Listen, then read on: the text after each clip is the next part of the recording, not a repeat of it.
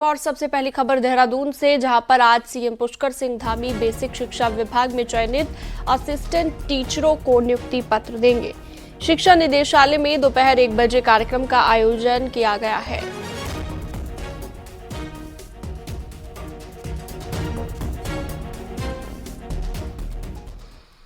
ठीक एक हफ्ते के बाद गैरसैंण में विधानसभा सत्र होगा, तो पहले दिन धरना देकर पूर्व सीएम हरीश रावत वहां राजधानी खोजेंगे। बीजेपी का कहना है कि हरीश रावत 12 साल पहले भी धरना ही देते थे, जब कांग्रेस की सरकार ने पहली बार वहां शुरुआत की।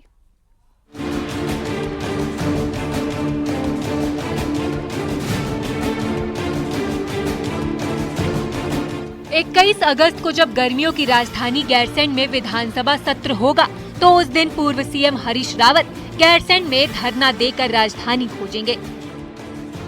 करीब 12 साल पहले जिस गैरसैंण में सीएम रहते हुए विजय बहुगुणा ने एक शुरुआत की थी, तब से 12 साल बीतने के बाद भी गैरसैंण सियासी अखाड़ा बना हुआ है। बीजेपी गर्मियों की राजधानी बनाना अपनी उपलब्धि बताती है और कांग्रेस को वहां राजधानी जैसा कुछ नहीं दिखता। कांग्रेस का कहना है कि जहां डीएम भी ना बैठता, वो राजधानी कैसी। वहीं बीजेपी का कहना है कि 12 साल पहले भी हरीश रावत धरना दे रहे थे और आज भी धरना दे रहे हैं, लेकिन जब खुद मुख्यमंत्री रहे तो 3 साल में गैरसैंण के लिए कुछ नहीं किया। उस समय भी इस तरह धरने का कार्यक्रम किया था कि यहाँ पर राजधानी होनी चाहिए, और उसके बाद तकरीबन 3 वर्ष तक रावत जी मुख्यमंत्री रहे, तब उन्हें गैरसैंण की याद नहीं आई। यार, इनका राजनीतिक जो चरित्र है, जिसमें दोहरी मानक है, उसका प्रतीक है कि जब आप जो व्यक्ति राज्य का मुख्यमंत्री रह चुका हो और राज्य का मुख्यमंत्री रहते हुए जिसने ये निर्णय न लिया हो, मुझे लगता है उसको इस बारे में कुछ बोलने का अधिकार। मैंने जब पता किया तो उन्होंने कहा था यहाँ तो ग्रीष्मकालीन राजधानी तो छोड़िए, यहाँ तो डीएम और एसडीएम भी बहुत मुश्किल बैठ रहा है, ये स्थिति आ गई है, तो राजधानी का कहीं अता पता नहीं है। तो एक व्यथित हरीश रावत केवल अपने मन की शांति के लिए कुछ देर उपवास करेगा, तो वीरचंद सिंह गढ़वाली के सामने उनसे क्षमा मांगेगा। गैरसैंण अब गर्मियों की राजधानी है, पर आज भी इसके नाम पर धरने और प्रदर्शन नहीं रुक रहे। 12 साल पहले कैबिनेट मीटिंग से हुई शुरुआत से लेकर अब तक गैरसैंण बीजेपी और कांग्रेस के लिए एक सियासी अखाड़ा बना हुआ है। दीपांकर भट्ट, न्यूज़ 18, देहरादून। वक्फ बोर्ड इन दिनों चर्चाओं में है, तो उत्तराखंड वक्फ बोर्ड के चेयरमैन ने प्रॉपर्टी और घपलों की जांच के लिए दिल्ली का दरवाजा खटखटाया, तो पिरान कलेर की दरगाह को लेकर भी सीबीआई जांच की मांग की गई। वहीं कांग्रेस ने सवाल पूछा कि क्या बीजेपी को उत्तराखंड पुलिस पर यकीन नहीं है, और क्या बद्री केदार मंदिर समिति की जमीनों के कब्जे भी हटेंगे।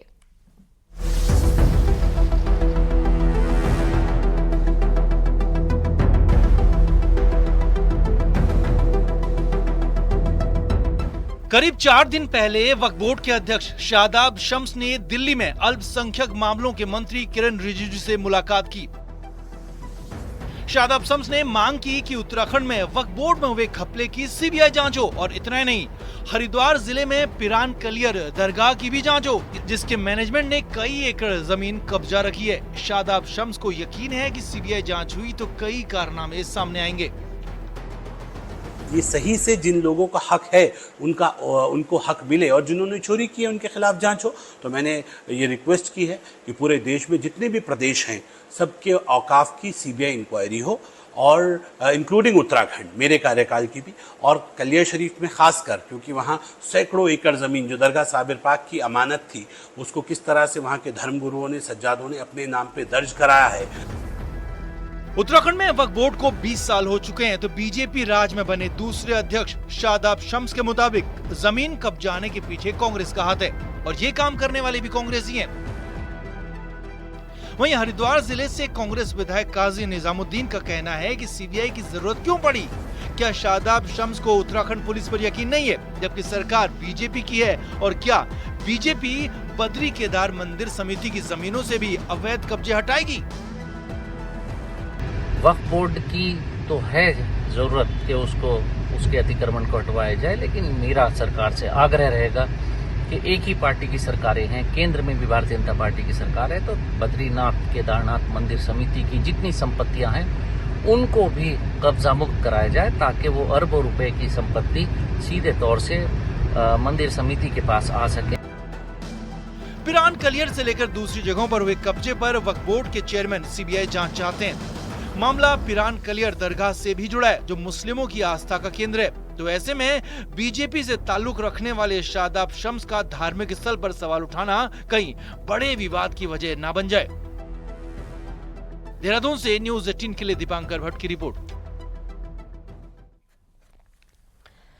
कुमाऊं के इलाके में भी वक्फ बोर्ड की कई संपत्तियां हैं। इसमें से कई संपत्तियां तो भूमाफियाओं के कब्जे में हैं, लेकिन बोर्ड इन संपत्तियों को माफिया के कब्जे से खाली नहीं करा पा रहा।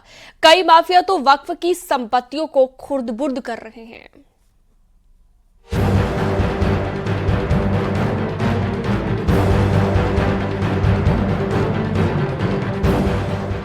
अगर आप कुमाऊं की इन सुंदर वादियों में घर या फिर जमीन लेने की सोच रहे हैं तो सावधान, क्योंकि आपकी प्रॉपर्टी वक्फ बोर्ड की प्रॉपर्टी हो सकती है। हो सकता है कि कोई बड़ा जालसाज कागजों में छेड़खानी कर वक्फ की जमीन को बेचने की फिराक में हो और आप बड़ी परेशानी में फंस जाएं। वक्फ बोर्ड के पदाधिकारी भी इस साजिश की ओर इशारा कर रहे हैं। वक्फ की संपत्ति का जहाँ तक सवाल है, वो उसको शुरू से लेकर आज तक सिर्फ यही प्रयास लोगों द्वारा किया गया है कि उसको खुर्द-बुर्द किया जाए। कैसे वो उसको लोग फ्री की संपत्ति समझते हैं और सोचते हैं कि हमारे बाप की प्रॉपर्टी है। जो लोग काबिज हैं, किसी समय में गरीबी के हालात में वक्फ पर काबिज हुए, किराएदार बने, ना तो वो आज किराया देने को तैयार हैं, ना उसको छोड़ने को तैयार हैं। वो उसको अपनी निजी संपत्ति समझ के इस्तेमाल कर रहे हैं। दरअसल पिछले दिनों पूर्व सांसद अकबर अहमद डंपी और कुछ अन्य बाहुबलियों ने नैनीताल के रामगढ़ इलाके में वक्फ की एक बड़ी प्रॉपर्टी को खुर्द-बुर्द करने की कोशिश की थी, लेकिन उनके खिलाफ एफआईआर दर्ज हो गई। दूसरी तरफ सरकारी अधिकारियों का दावा है कि उनके पास वक्फ बोर्ड द्वारा दिए गए रिकॉर्ड सुरक्षित हैं। देखिए, जो वक्फ बोर्ड है वो एक सूची उन्होंने प्रोवाइड कराई है और जितनी भी वक्फ प्रॉपर्टी हमारी तहसील के अंतर्गत हैं तो वो सूची हमारी तहसील पर उपलब्ध रहती है और उसी के आधार पर जो हमारी वक्फ प्रॉपर्टीज़ हैं हम उनको आइडेंटिफाई करते हैं। जाहिर है सरकार वक्फ बोर्ड में एक्ट कर बड़ा बदलाव करने जा रही है, जिससे वक्फ प्रॉपर्टीज के सुरक्षित होने का रास्ता भी खुल गया है। हल्द्वानी से न्यूज़ 18 के लिए शैलेंद्र नेगी की रिपोर्ट।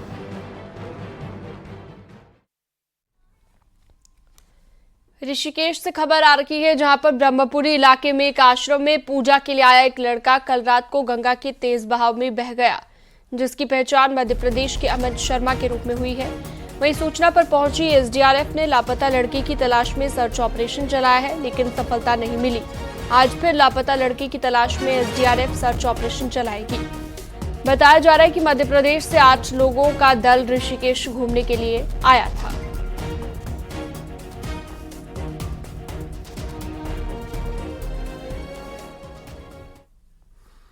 मॉनसून की बरसात के बीच स्वास्थ्य संबंधित नई चुनौतियां भी देखने को मिल रही हैं। पानी के कारण होने वाले रोगों के साथ ही वायरल डिजीज और मच्छरों से होने वाले रोगों से मरीजों की संख्या में लगातार इजाफा हो रहा है, जिसके कारण अस्पतालों की ओपीडी में सबसे ज्यादा भीड़ है। यहां तक कि भर्ती होने वाले मरीजों के कारण अस्पताल पैक हो गए हैं। इस बीच इंडियन मेडिकल एसोसिएशन के एक ऐलान ने टेंशन और बढ़ा दी है।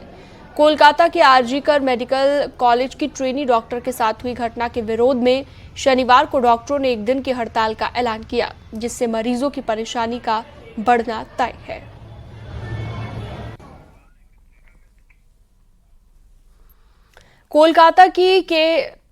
कोलकाता में जो घटना हुई उसके विरोध में ऋषिकेश एम्स में रेजिडेंट डॉक्टरों की हड़ताल को देखते हुए एम्स ऋषिकेश ने ओपीडी रजिस्ट्रेशन के समय में बदलाव किया है।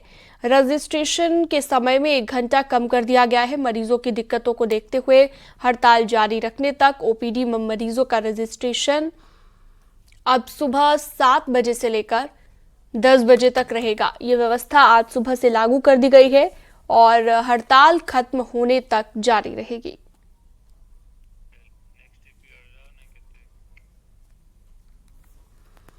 हरिद्वार से अगली खबर आ रही है, जहां पर बांग्लादेश में हिंदुओं पर हो रही हिंसा के विरोध में संतों ने पैदल मार्च निकाला।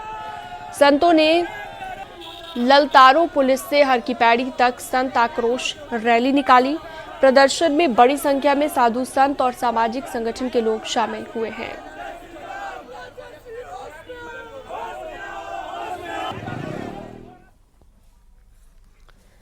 चमोली के आदि बद्री क्षेत्र में स्थानीय लोगों के द्वारा क्षेत्र में खुल रही शराब की दुकान का विरोध किया जा रहा है, जिसको लेकर ग्रामीण आंदोलन कर रहे हैं और 20 जून को इस क्षेत्र में शराब की दुकान खोल दी गई। इसके बाद लगातार लोग शराब की दुकान का विरोध कर रहे हैं और शराब की दुकान को हटाने की मांग कर रहे हैं।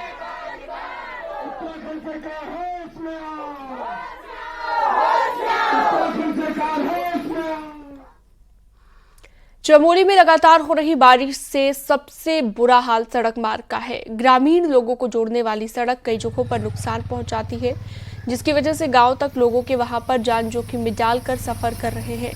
चमोली के सितोल गांव को जोड़ने वाली सड़क तो हादसे को निमंत्रण दे रही है।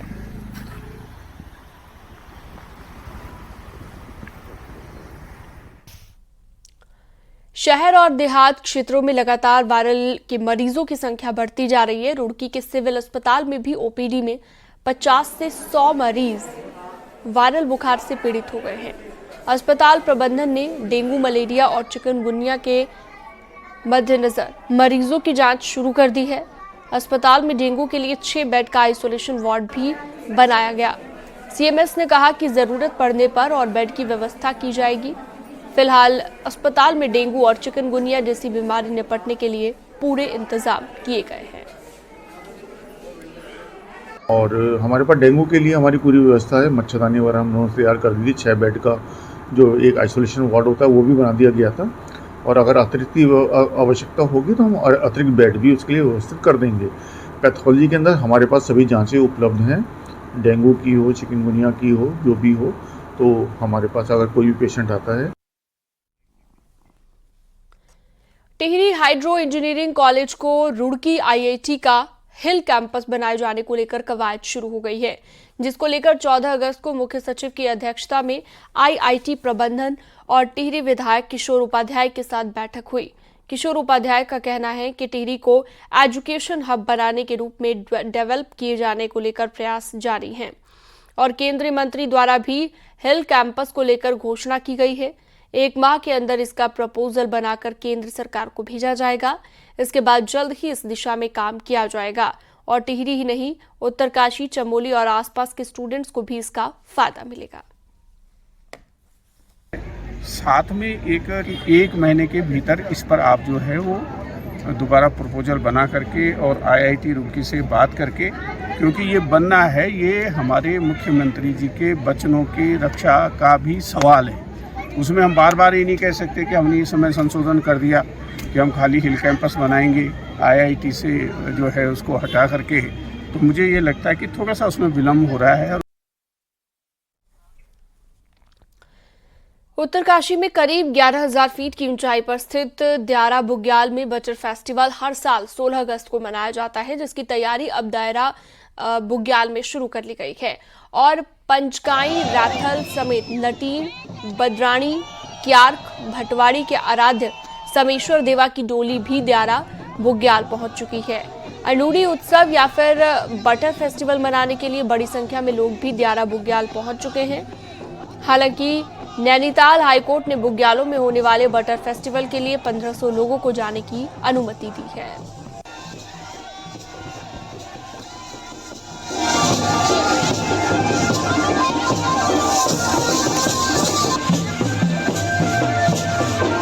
और साथ ही बटर फेस्टिवल का भव्य आयोजन शुरू हो चुका है। यहाँ पर आप देख रहे हैं हमारे 5 गांव के समस्त ग्रामीण और हमारे जो उत्तराखंड से तमाम हमारे जो रिश्तेदार हैं सब आए हैं और जो हाईकोर्ट का 200 नीचे ही हमने यहाँ पे रखा है। पर्यावरण संरक्षण का पूरा ध्यान रखा जा रहा है और बहुत ही हर्षोल्लास के साथ इस वर्ष का बटर फेस्टिवल मनाया जा रहा है। और 1 महीने से तैयारी रहती है। अपना दूध, मट्ठा, मक्खन इकट्ठा करके रखते हैं उस दिन के लिए कि हमारा बटर फेस्टिवल आ रहा है, हमारा अंडूरी आ रहा है, हम उसको वहाँ पे होली खेलेंगे। कोटद्वार के सुप्रसिद्ध सिद्धबली धाम मंदिर में की जा रही नई प्रार्थना इन दिनों खूब चर्चा में है। दरअसल मंदिर में अब सिर्फ हिंदुओं के लिए प्रार्थना के लिए सर्वे भवन्तु सुखिनः, सर्वे सन्तु निरामया की जगह प्रार्थना में बदलाव कर सर्वे की जगह हिंदवा शब्द का इस्तेमाल किया जाने लगा है। मंदिर के महंत और बीजेपी विधायक दिलीप सिंह रावत का कहना है कि मंदिर हिंदुओं का है, उसमें प्रार्थना भी हिंदुओं के लिए की जाएगी। उन्होंने कहा कि पहले की प्रार्थना गलत थी, इसलिए प्रार्थना का शुद्धिकरण किया गया। मंदिरों से अपील है कि वो भी सभी जगह पर इसी तरह से हिंदुओं के लिए ही प्रार्थना करें। धाम में सभी हिंदू धर्मावलंबी आते हैं, तो निश्चित रूप से जब जो भक्त होंगे उन्हीं के अनुरूप ही प्रार्थना की जाएगी और वो अपने अनुसार ही अपने प्रार्थना मांगेंगे भगवान से। तो इसीलिए ये प्रार्थना बदली गई है और कहा गया है कि सर्वे के स्थान पे हिंदुवाद शब्द का प्रयोग। देखिए, पहले अगर कोई गलती होती थी तो ये नहीं कि दोबारा उसकी पुनरावृत्ति हो, हमने उसका शुद्धिकरण कर दिया है और इसीलिए इसको नई प्रार्थना हमने यहाँ पर करनी शुरू करी। कोलकाता में ट्रेनी डॉक्टर से हैवानियत और हत्या का मामला अभी शांत भी नहीं हुआ था कि उधम सिंह नगर के रुद्रपुर में नर्स के साथ उसी तरह की घटना सामने आई।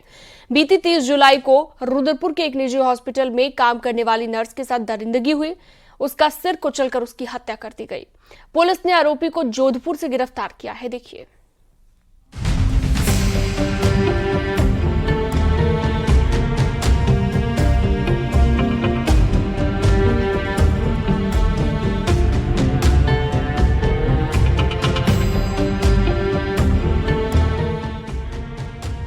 रुद्रपुर में कोलकाता जैसी वारदात। नर्स से हैवानियत और गला घोंटकर हत्या।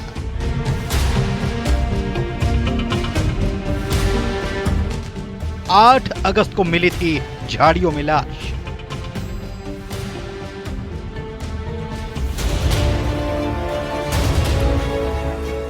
कोलकाता में महिला डॉक्टर के साथ हुई दर्दनाक घटना के बाद उत्तराखंड में भी एक ऐसा ही सनसनीखेज मामला सामने आया है। पुलिस ने इस मामले में आरोपी को गिरफ्तार कर घटना का खुलासा किया। यूपी के रामपुर जिले की रहने वाली तस्लीम जहां नाम की नर्स को पहले मारपीट कर गंभीर रूप से घायल किया गया और फिर उसके साथ रेप किया गया।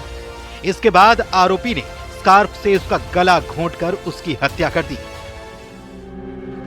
हत्या के बाद उसने पत्थर से चेहरे को पूरी तरह से कुचल दिया और शव को झाड़ियों में छिपा दिया। वारदात को अंजाम देने के बाद आरोपी ने पीड़िता के रुपए और मोबाइल लूटे और फरार हो गया। जब महिला अपने आप जा रही थी तो काफी देर बाद ये भी पीछा करते चला गया। केवल वासना का शिकार होते हुए उसने ये देखा अकेली रोड पर सुनसान जगह पर डिब्डीबा में महिला जा रही है। पीछा करता हुआ गया। उसका जो वासना की मतलब इसमें आकर और लूट करने के इरादे से उस महिला को घसीटते हुए झाड़ियों के पास ले गया। उसने बहुत प्रोटेस्ट किया। महिला ने इसको लात मुक्का सब कुछ मारा। तो तब जाके इसने उसका सर पटक के उसका उसी का चुन्नी होता है, वो स्कार्फ बोलते हैं ना, तो महिलाएं जो ऑफिस में काम करने के लिए यूज करते हैं, तो उसी का स्कार्फ से उसका गला घोटा, बर्बरता रूप से गला घोटा, उसको बलात्कार किया। इस प्रकार ब्रूटल रेप करके मर्डर को अंजाम दिया। तो इस वारदात को हमने इसका पूरा कड़ी से कड़ी मिलाते हुए विक्टिम को अक्यूज को ट्रेस आउट करने के बाद इस घटना का सफलतापूर्वक हमने अनावरण कर दिया है। पुलिस ने जांच में खुलासा करते हुए बताया कि 33 साल की नर्स तस्लीम जहां रुद्रपुर के निजी अस्पताल में काम करती थी, जो बीती 30 जुलाई की रात से गायब थी।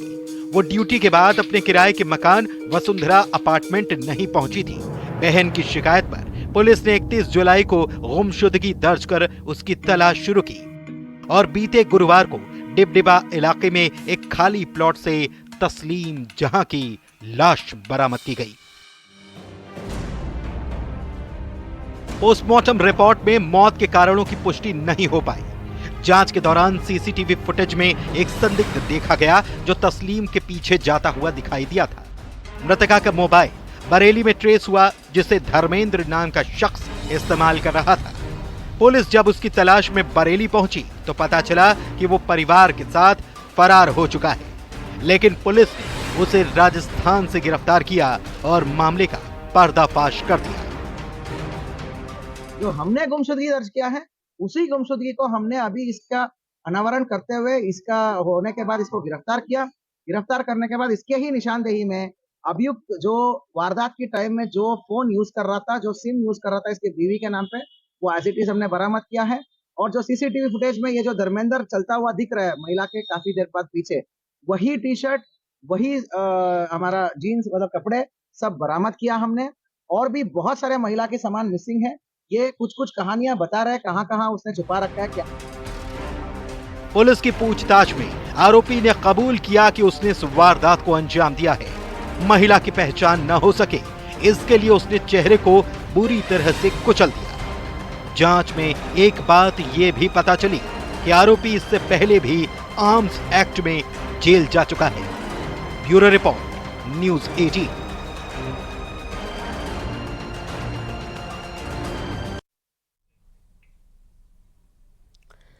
हरिद्वार रोड की विकास प्राधिकरण ने शहीद दिवस 23 मार्च की थीम पर एक पार्क तैयार किया है जो कि देश की स्वतंत्रता के लिए शहीदों को समर्पित है।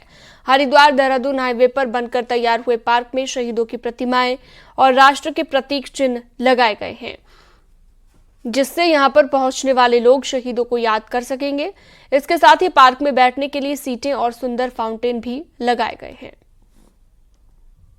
शहीदों के स्टैचूज हैं उधर नेशनल फ्लैग है। उधर हम लोगों ने ये इंश्योर करा है कि जब भी वो जाएं तो एक एटमॉस्फेयर क्रिएट हो, एक वाइब क्रिएट हो जिसमें लोगों को फील हो, अपने देशभक्ति फील हो। साथ ही साथ कई लोग जैसे शाम को बच्चों को टहलाने ले जाते हैं तो उनके लिए हमने वहाँ फाउंटेन्स और सिटिंग स्पेसेस भी लगा रखे हैं।